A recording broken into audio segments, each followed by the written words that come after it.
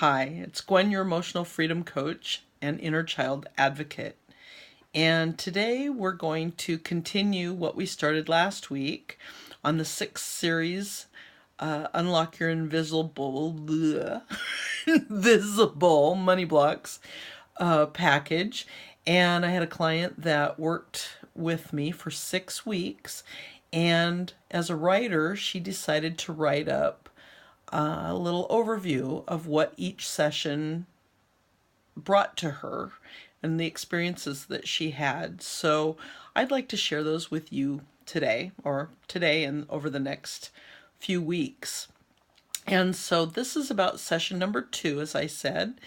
And the first session, she gained some hope that maybe there could be a change in what was happening for her. And this week started where she had a lot of resistance. She was really scared and unsettled, and she told me that she just felt really scared of stepping out of what was decades of an old comfort zone, even though it wasn't really very comfortable for her at all. And she said that I was able to keep her safe until she felt a little calmer, which I really love that. That's my favorite thing to do, is to help people with tapping, to help them to feel safe, because we don't want to dive into something that's painful unless we're calm and safe about it. And that's the beauty of using EFT. But she said she had no concept of being prosperous. And as we tapped, she said that being broke had been her safety net. It gave her an excuse for not having to do things that she didn't want to do.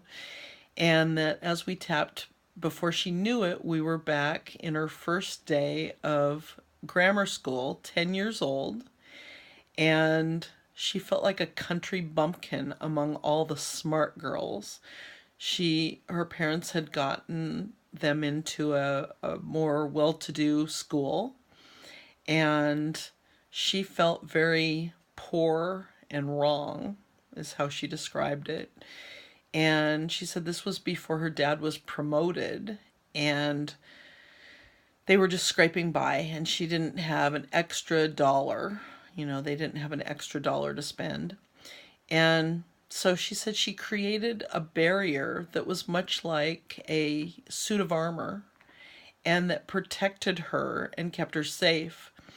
And she said she pretended that she didn't want any of their stupid stuff anyway, but she secretly yearned for the money to have beautiful things and go on trips and be part of this other world that she'd never experienced before. And so she said she acted like she despised money, but she secretly wanted it. And she said she still does. And that was a huge aha for her. She had never allowed herself to feel those feelings before. And she said she would never in a million years had been able to figure that out on her own. And so it was really awesome to allow her to break out of that suit of armor that she'd been living in ever since she was 10 years old.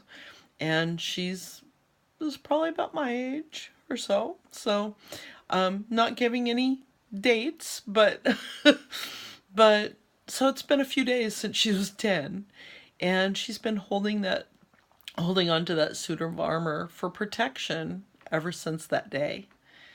And so it's getting more interesting. So I look forward to sharing with you session 3 next week, and I look forward to you popping by. So thanks so much. Have a great day.